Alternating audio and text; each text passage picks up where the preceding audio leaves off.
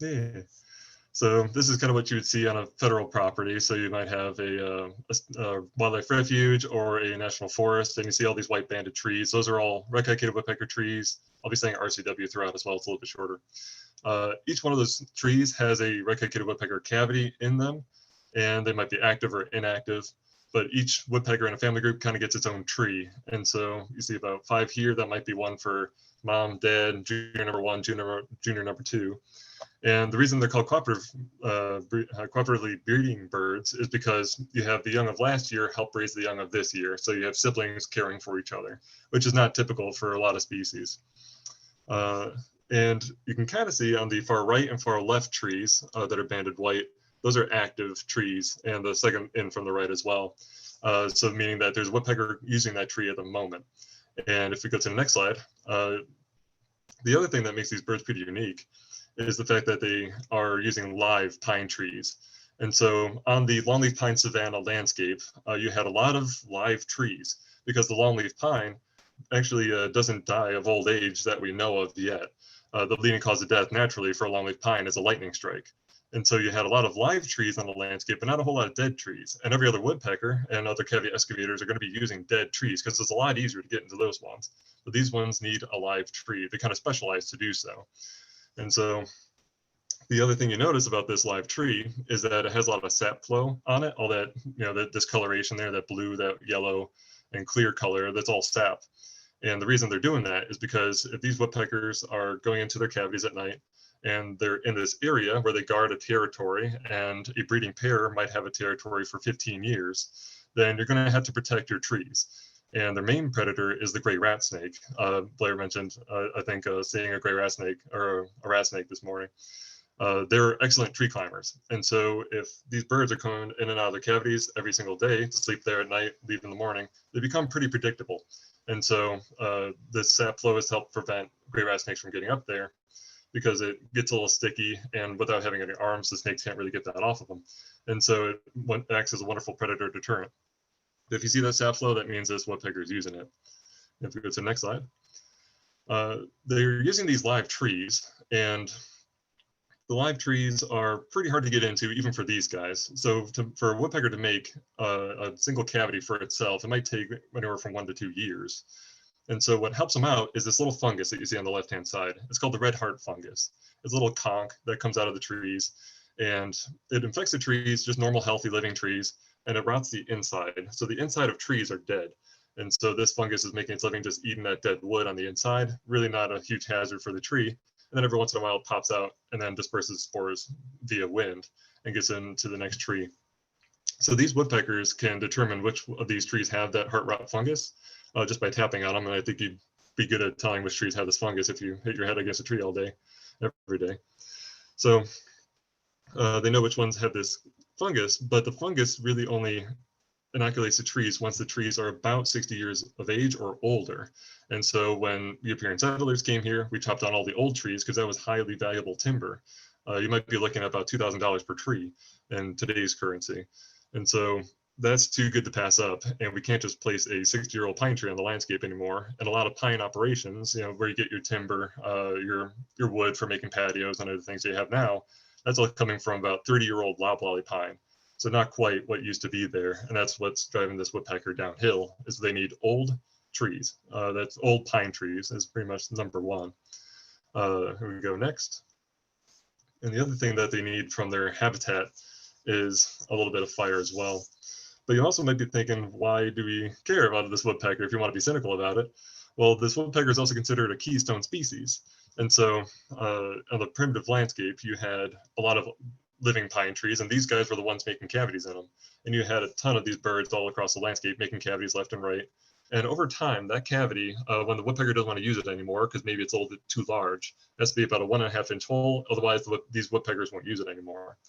Over time, the first thing that happens is maybe that cavity that's suitable for a red-cockaded woodpecker might be used by a southern flying squirrel or a white-breasted nuthatch or a tufted titmouse or anything else that needs a cavity but doesn't want to make it for themselves. You have a lot of secondary cavity excavators, birds that kind of come in after the first bird made a hole, and then they kind of make it their own and make it a little bit larger.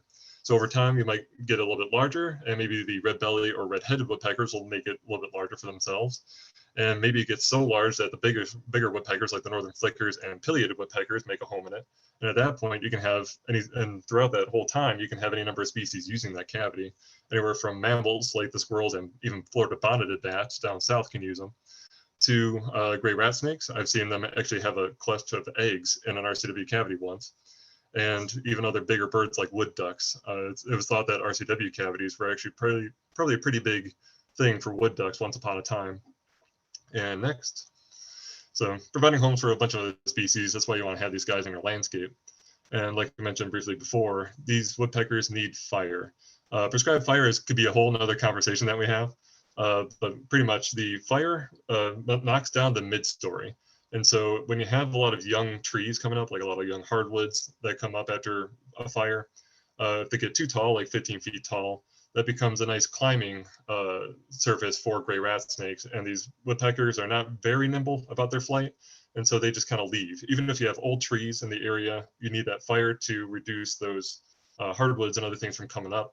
So that way it keeps the mid-story kind of clear for these guys to fly from tree to tree, looking for insects and whatnot throughout the day. And next. So this is the old range of the longleaf pine savanna. The woodpeckers had a little bit more space than this, but this is kind of the major stronghold for them. And Florida was a pretty big part of that.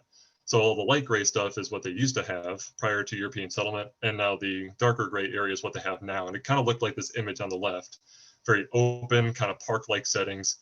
And you better believe that all that dark area that exists today, that's all covered with, Walmarts and cities and highways and all this stuff to kind of separate the good habitat apart. And not all of that habitat there is burned or burned consistently.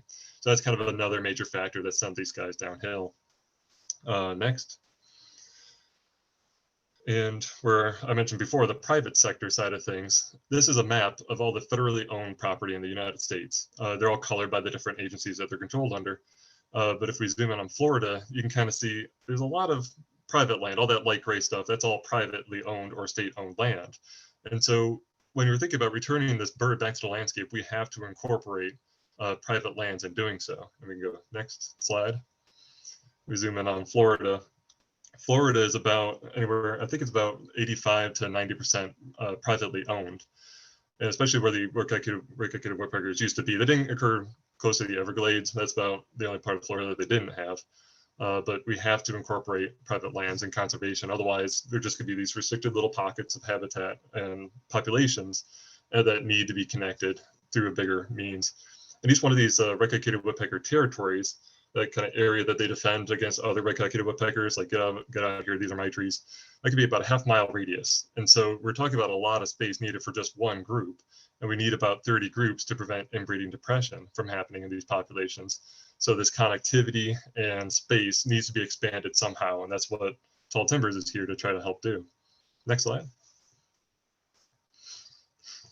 So how we've been doing it, part one on how to save a species, is the cavity resources. So like I mentioned before, these woodpeckers are great at making cavities in living pine trees, but it takes them years potentially to do that. So, and a lot of the trees that we have today aren't 60 years old, so they don't have that conducive fungus inside of them to make that cavity excavation easier for them. It's kind of hard to do. And so we can make a cavity for them in 45 minutes, where it takes them about a year or two to make themselves. And we're talking about the actual colonization of these birds to a new habitat. You have a male that wants to disperse and make his own family, and he's got to peck a hole for himself, so that takes a year or two. And then eventually he has to make another cavity, so that way a female can be attracted and then have her own cavity in that area. That takes a year or two. So we're talking about very slow progression, including the fact that these woodpeckers only disperse to new areas on the order of about 2 miles to as much as 20 miles away.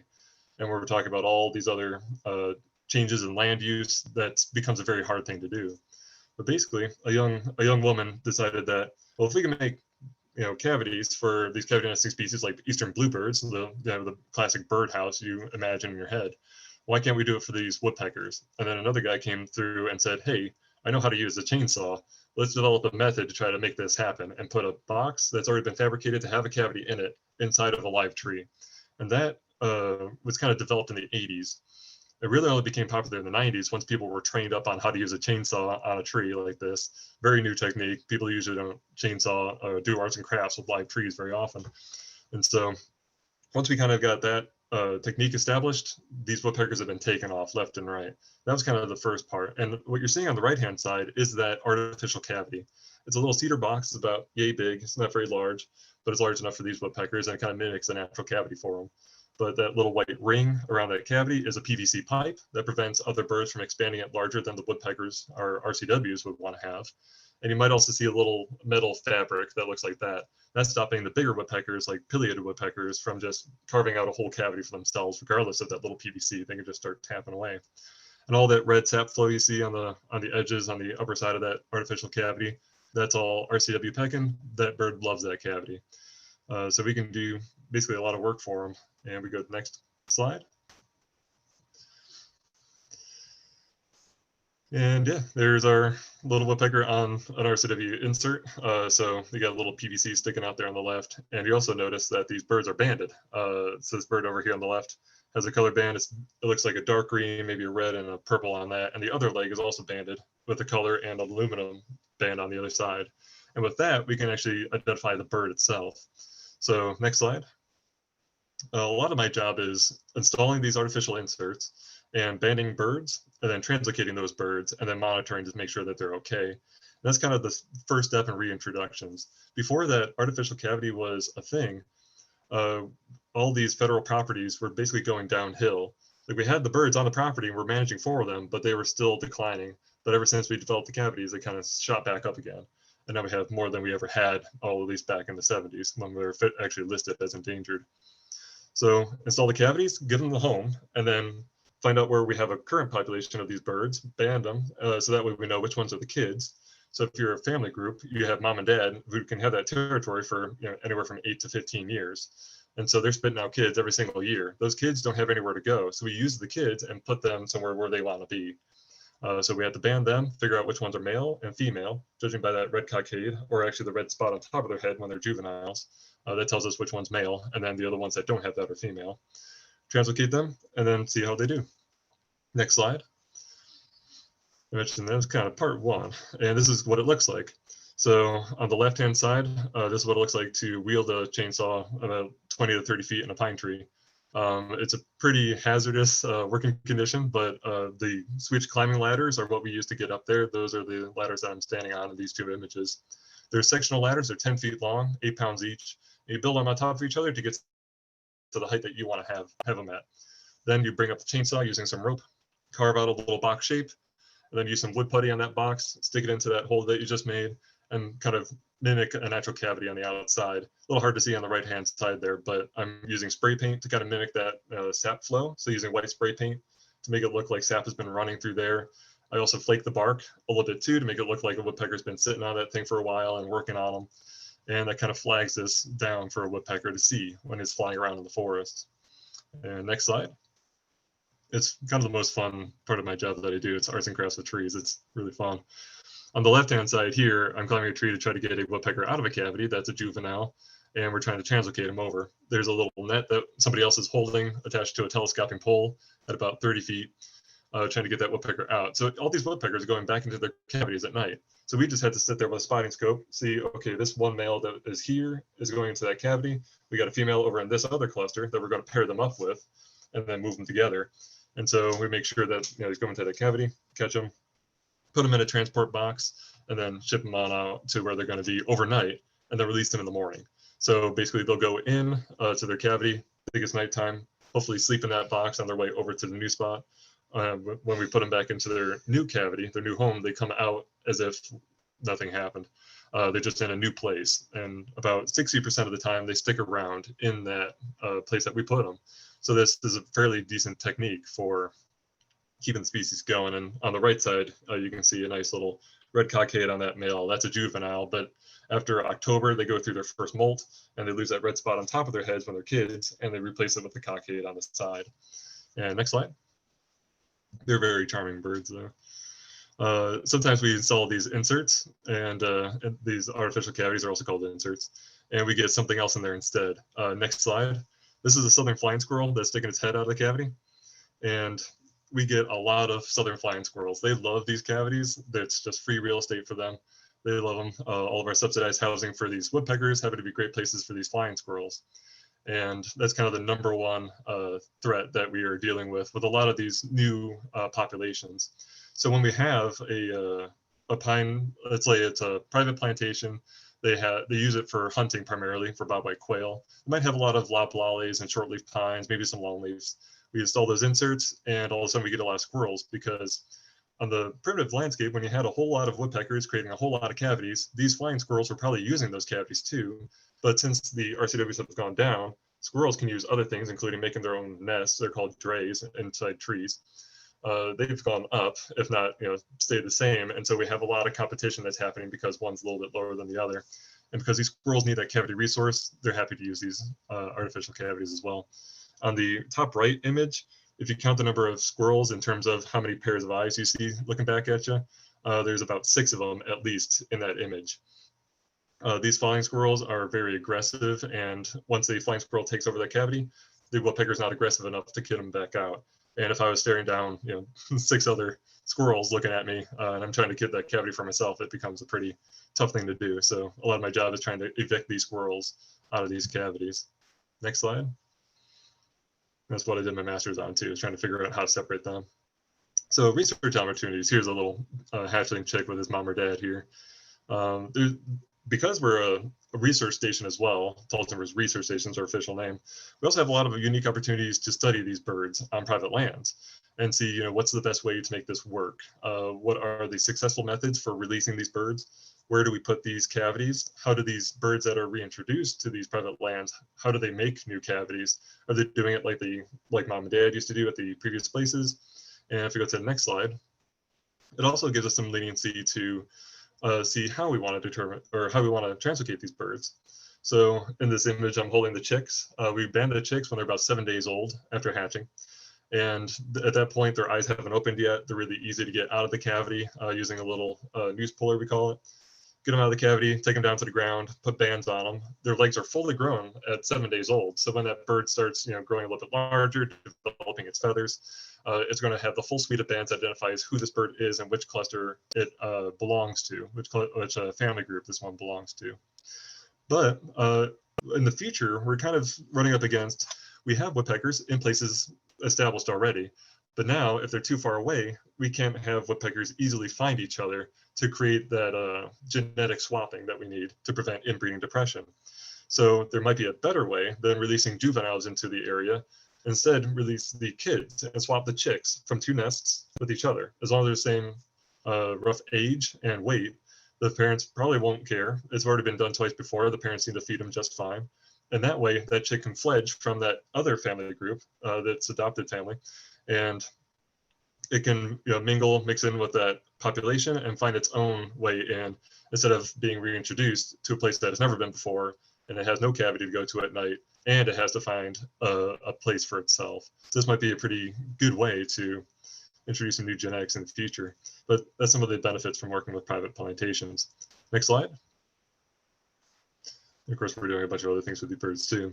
So to show you where I work, this little yellow blob here is the Red Hills region, named after the rolling hills, kind of like red clayish soils there. You go to the next slide. It borders Georgia as well, so a fair bit of this is on the Georgia side, some of this is on the Florida side. And it's made up of about 110 different plantations, all privately owned by very rich people. And next slide, I think we have the bobwhite quail on it.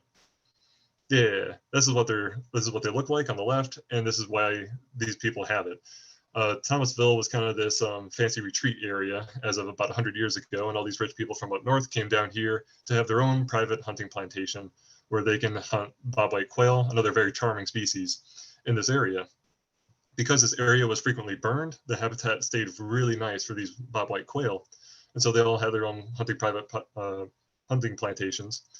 And they all, because they're hunting the bobwhite quail, they need to leave some of those trees behind to help promote that fire. And because they left the trees behind, they didn't cut them down for wood. And because they're so rich, they didn't need to harvest the timber to begin with. They kind of left a lot of these woodpeckers on the landscape. So there's some places in this Red Hills region where the woodpeckers never left throughout history. Since before Europeans got here to today, there are some woodpecker groups that have remained the whole time, which is very cool and very useful from a scientific standpoint. Next slide. So how do we convince a person who has a lot of money to have endangered species on their property?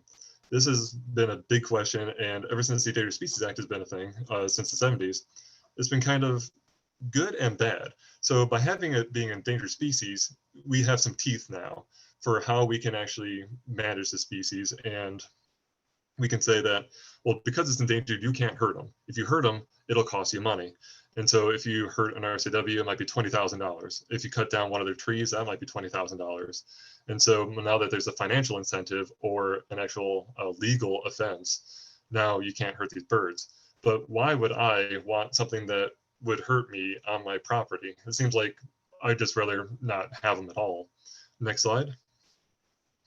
So in comes the boring part of my job, paperwork. It's called the Safe Harbor Program. But basically, the Fish and Wildlife Service says, well, we can have these endangered species on federal lands. We control that, and we should control that and do well with the species. But to expand them and use the private sector as a part of their conservation, we need to ensure that landowners are going to be okay if they have them. So the feds, the federal government, kind of treats all these woodpeckers on private properties as gravy. So it's good that they have them, but if they didn't have them to begin with and then they get more of them, then that's fantastic. We want to promote that to happen. So if you don't have any woodpeckers, or if you do and you sign up with this program, if you get any more woodpeckers because you're doing some good management for them, you're not going to be penalized for it. Next slide. A little complicated, but it's very simple in premise. I basically go to a property and say, how many woodpeckers do you have? And that might be 0, or it might be 5 or 20, or it just depends on the size of the place and if they have the birds there. So how many groups do they have? And do they have any kind of foraging area from groups that are nearby them? Whatever they have, they're responsible for when they sign up with this program. So you have 3 groups, your baseline is 3, it's called, and you have a legal obligation to care for those 3 groups. Next slide. If you start to accrue more woodpeckers, you don't have to care about them. You can get rid of them at any time you want, because the feds saw that there wasn't any there to begin with. So if you get more, we didn't really lose anything. We're just gaining, and then you can take it back to what it was before. Next slide. So maybe you get 5, your baseline is still 3. And so you can remove one of these groups because maybe it's a little bit too close and you want to build a new barn or something there, or maybe you want to build a road, and maybe you want to harvest timber in that area that the woodpeckers are in. All that's kind of restricted as far as the Endangered Species Act goes, but this will kind of alleviate that for you. And next slide. It's worked pretty dang well. So all these colored areas here, sorry, it's a little hard to tell. All these colored areas are places that have safe harbor now on them. So this collection of 100 different people, all these cats we're trying to herd towards the betterment of one bird's conservation. Once the neighbor has one, then we go to the next one and we say, hey, your neighbor has safe harbor. They have woodpeckers on their property. Maybe you want to sign up for this program with 0 baseline. Therefore, if you get any woodpeckers, you can remove them whenever you want. You just tell us first, and we can use those woodpeckers and translocate them and make some use of them. They say, sure, that makes sense to me. Sign up with a baseline 0. If I get any, don't have to care.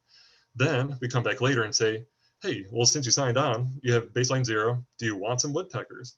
If you want them gone, you can always get rid of them. We're just asking that we do some arts and crafts with 4 trees for one group, and maybe you want 2 groups, 3 groups, whatever you want. And usually they say yes, because they're not as bound by the Endangered Species Act anymore. We can start actually building up their population. It sounds a little counterintuitive, but by getting rid of the restrictions of the ESA, the Endangered Species Act, we can actually do more good for them. And so since we got the inserts, we got the ability to make cavities for these birds. And then since we got safe harbor in 1995, we were actually able to promote this bird on private lands and actually incorporate, this area here is about 150,000 acres of really good stuff. And we're able to grow these guys out over time. Next slide. And because bobwhite's king, all these private landowners don't really care. And if they don't care, that's fine with me. I just want more birds on the landscape. And so they're off hunting their quail. The woodpeckers are flying overhead. They're using the trees, but these private landowners say, hey, I don't mind. They're not hurting my bobwhite quail. I get to have fun. I get to have conservation too. And some private landowners actually do want the woodpeckers on their property. They want to be good conservationists. They love the forest here. They grew up with it. They own it. They have responsibility for it. And so some of them love their woodpeckers. Other ones that just want to harvest quail. they're fine with woodpeckers too, as long as it doesn't hurt them. Next slide. And so right now we have about, I think it's about 220, maybe more like 230 active groups in the Red Hills region. All these little dots are where we have those groups. And they're kind of scattered all across. And you see some of these colored areas don't have any, but if they ever get them, then they're fully covered. And so that's all good stuff. And when one neighbor has it, we go to the other neighbor and say, hey, they have it. Maybe those woodpeckers will get over onto your property. Maybe you want to get into safe harbor before that happens. Next slide. I'm about to wrap up. So some of the problems with safe harbor kind of already alluded to. There's a little bit of a why bother. So if I don't have woodpeckers and there's woodpeckers over there, and I might be obligated or might get some woodpeckers on my property, maybe I say, I don't care. I won't sign up with the safe harbor. I just won't do anything. Even if they show up on my property, not like anybody can do anything about that. It's my property. I'm not going to let you on to do any management with them. So it doesn't really incentivize a lot of private landowners to have them. But things have changed with that too. And so there might be some incentives from the federal government to say, hey, if you have safe harbor, if you have these woodpeckers, maybe we can give you a little bit of money to help burn your forest, which is something you want to do for your quail anyway, right? So now you just get free money by having this woodpecker on your landscape as well as the bobwhite. So there's some financial incentive for them, but that kind of program's kind of weaned in and out, not super perfect. But if we have any more money in the future, maybe we can use RCWs as a way to leverage doing more good stuff for your landscape. And technically, even if you sign up under safe harbor, there are ways you can actually manage against red-cockaded woodpeckers. So we sign them up and we say, well, if you're under this program, you have to burn your forest. But maybe they don't burn very hot. So maybe some of that mid-story starts creeping up, starts getting the birds out of that landscape. And then once they put fire back in the landscape in a proper way, then, oh yeah, the woodpeckers aren't here anymore. And once natural causes are getting ready for woodpeckers, your baseline actually gets reduced. So you might have 3, you didn't burn very much, and then it got down to 2, and then 1, and then 0. And so even under this program, you can actually harvest against them, but that really hasn't happened at all. But there's it could use a little bit more teeth, but we don't want to be too aggressive with this program or else we might lose all this good progress that we've been able to do so far. Next slide. So for our region of the Red Hills, we're kind of at this brink, almost at the edge of this really good point where we have about 250 groups. At that point, it's believed from this paper Walters et al. In 2002, if you have at least 250 groups in an area, regardless of how they're configured or what's happening on the properties that they're in, as long as you have 250, you will have a population there in 100 years. And so once we get to that level, we can be assured that there will be woodpeckers in the Red Hills region for 100 years from now. That's pretty decent. We'll always keep an eye on them just to make sure, and we'll always kind of build them up if we can a little bit more just to safely have that number. But that's where we're wanting to be at. So we have roughly 217 as our last survey for all these different plantations, just going over left and right. And we're kind of accruing them at a rate of 8 new groups per year, which is fantastic.